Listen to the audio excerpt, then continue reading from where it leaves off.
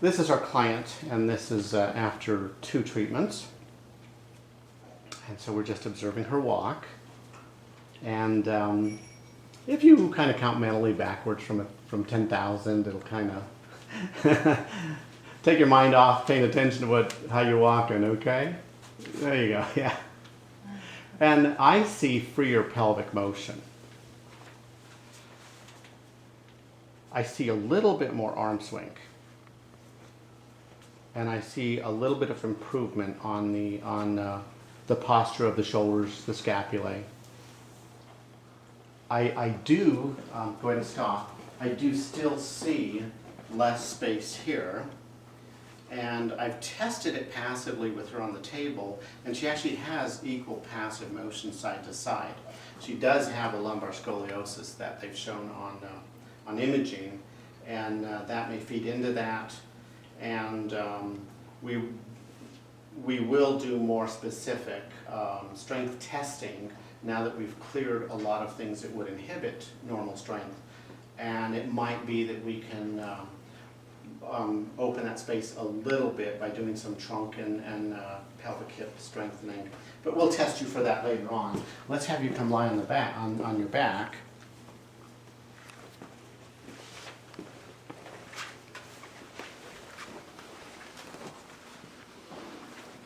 I think you'll recall that on day 1, we talked about a little bit of restriction at both ends of the tib-fib joint. I'm just going to ignore that for now. And you'll recall we talked about the knee, how the distal knee, the femur was anterior and it lacked posterior glide mobility. In response to moving that back, how did you feel? Better. How so? A lot less burning behind the right knee. And the burning was present when you walked more than 10 minutes. Okay. So now you can walk 10 minutes without that? Mm-hmm. Okay. So now I take up the slack and you can see it definitely moves, and it moves to an end point. And then I can spring it. You can see a little bit of give, okay? And I let go. Pelvis was completely blocked, had no mobility. And we restored mobility in the pelvis to her norm, which interestingly, she has somewhat of a stiff SI joint. She has an athlete's SI joint. If I slowly take up the slack, and I'm going to wait a couple of seconds just to make sure I've fully loaded the structure, and then I spring it, that is the mobility right there. I think you can see that, and I think you can see it translate to the lower body and less so through the upper body, okay? And if I did the test correctly, when I let go now, there's going to be another recoil, and there it is, okay? Same thing on this side. Take up the slack, and I wait a couple of seconds just to make sure, holding that steady force of 20 pounds average.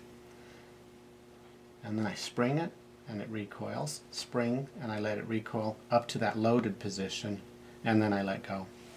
On day 1, the pubic joint did not have any movement, and I know you won't be able to see this, it's so slight, but there's taking up the slack. It has some compliance, it has some yield, and this is a lot less force. This is about 10 pounds of force, and then I give it a little slight thrust, and there's a slight give. Can you perceive that? Mm-hmm. And it feels like a very strong shock absorber. Very, very small motion. That joint has good integrity. Okay? Let's have you lie on your stomach. I'm sorry, stay on your back. Okay. Stay on your back. You'll recall that in response to the lack of pelvic motion, we talked about how the body has reflexes, that you will have restrictions in other parts, and you'll recall that one of those restrictions was about mid-body of the sternum.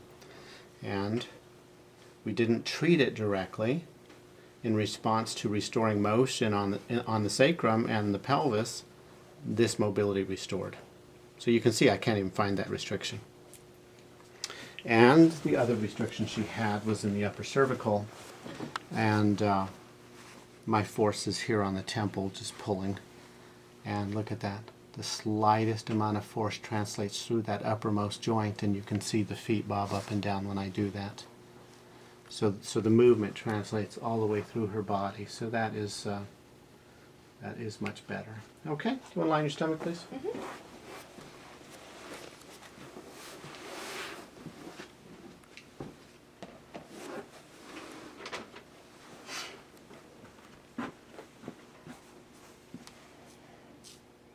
I keep screening her hip joints, and she's just got excellent mobility. She's like the only person that walks in the door that has totally full hip rotation.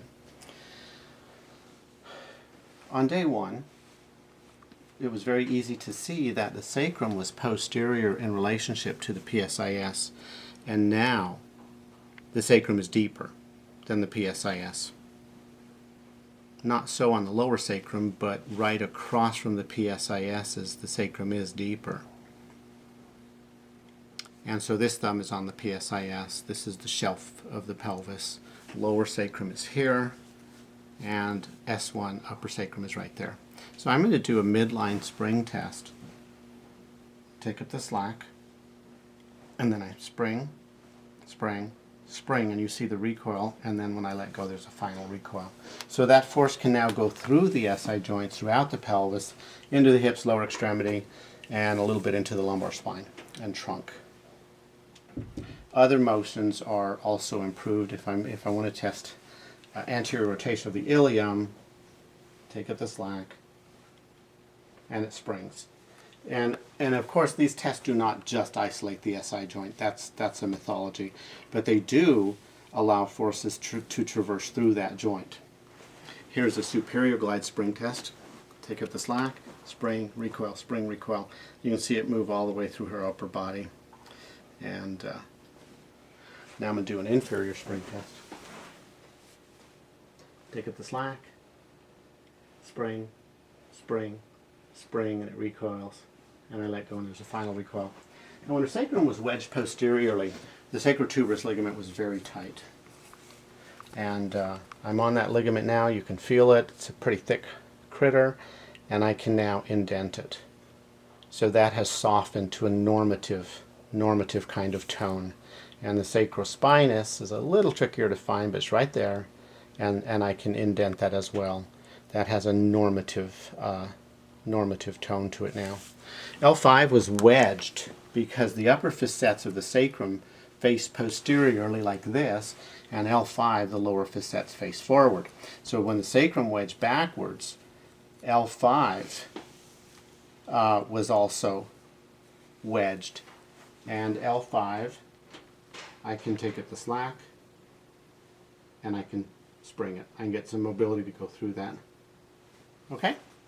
We also demonstrated that she had restriction up here, and